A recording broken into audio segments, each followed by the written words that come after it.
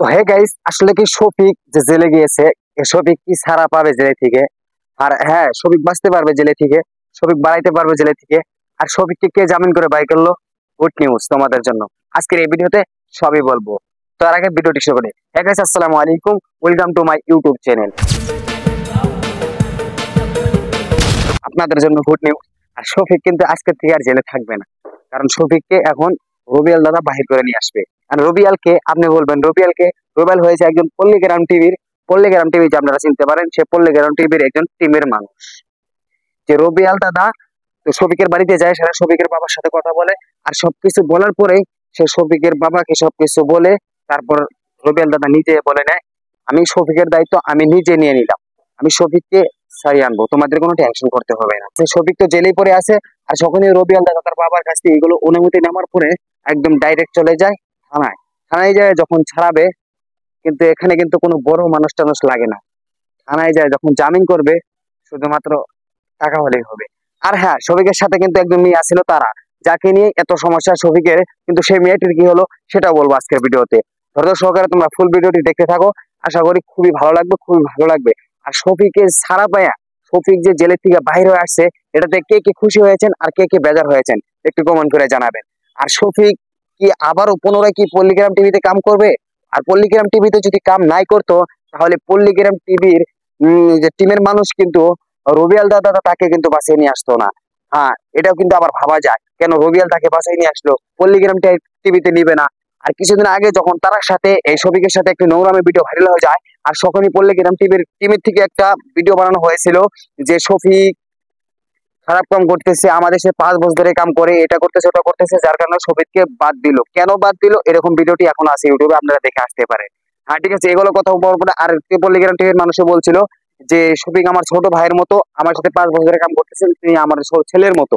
হ্যাঁ, এরকম ভাবে যখন করতেছিলেন, কিন্তু হঠাৎ করে যখন এই তারামির সাথে নোংরামি ভিডিওটা ভাইরাল হয়েছে শফিকের, তখন থেকেই কিছু কিছু মানুষ রিপোর্ট মারতে শুরু করে। আর রিপোর্ট মারতে যখন শুরু করে, তখন শফিকের এক পর্যায়ে কিছু ডাউন হয়ে যায়। আর যখন একটা মানুষ ব্যবসাতে ঘাটি খায়, তখন কিন্তু কিছু কিছু আপনি লস হয়ে যায়। হ্যাঁ, কিন্তু তদ্রুপ সেম টু সেম যখনই শফিককে মানুষ রিপোর্ট মারা শুরু করে দিল, তখন কিন্তু শফিক শেষ। আর পল্লীগ্রাম টিভি থেকে তাকে বাদ দেওয়া হলো, কিন্তু আবারও পুনরায় রবিয়াল দাদা বাঁচায় নিয়ে আসলো। এর কারণটা তোর ইচ্ছায় আছে গাইস। হ্যাঁ, এর কারণটা এটাই যে শফিকের পাশে অনেক মানুষই ছিল, ভালো সময় অনেক মানুষই ছিল, খাবার সময় অনেক মানুষই ছিল, কিন্তু বিপদের সময় কেউ ছিল না। কারণ বিপদের সময় শফিককে কেউ বাঁচাতেই গেল না। আর শফিকের বাবা অনেকের কাছে টাকা চাইছিলেন, অনেকের কাছে সাহায্য চাইছিলেন, কিন্তু কেউ কিছু করতে পারে নাই। কিন্তু অবশেষে রবিয়াল দাদা তার বাড়িতে যায়, শফিকের বাবার কাছে পারমিশন নিয়ে থানাতে যেয়ে মালের দ্বারা ছেড়ে নিয়ে আসলো। হ্যাঁ, মালের দ্বারা কিন্তু সারিয়ে বাড়িতে নিয়ে আসলো।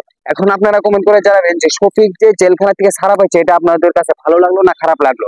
আর শফিক পল্লীগ্রাম টিভিতে আবারও পুনরায় কাজ করবে না কাজ করবে না, করবে কি করবে না, এটা আপনারা কমেন্ট করে জানাবেন। হ্যাঁ, আমার হিসেবে শফিক যদি পল্লীগ্রাম টিভিতে কাম করে আগের মতোই, এটা খুব ভালো হবে। আর আমি শফিক ভাইকে বলি, হ্যাঁ তুমি পল্লীগ্রাম টিভিতে আগের মতোই কাজগুলো করে যাও, আগের মতোই তুমি সহি সালামত রেখে যাও এখানে। আর কিছুদিন আগে কিন্তু শফিক বলেছিল যে আমার একটা নিজের পার্সোনাল ইউটিউব চ্যানেল আছে।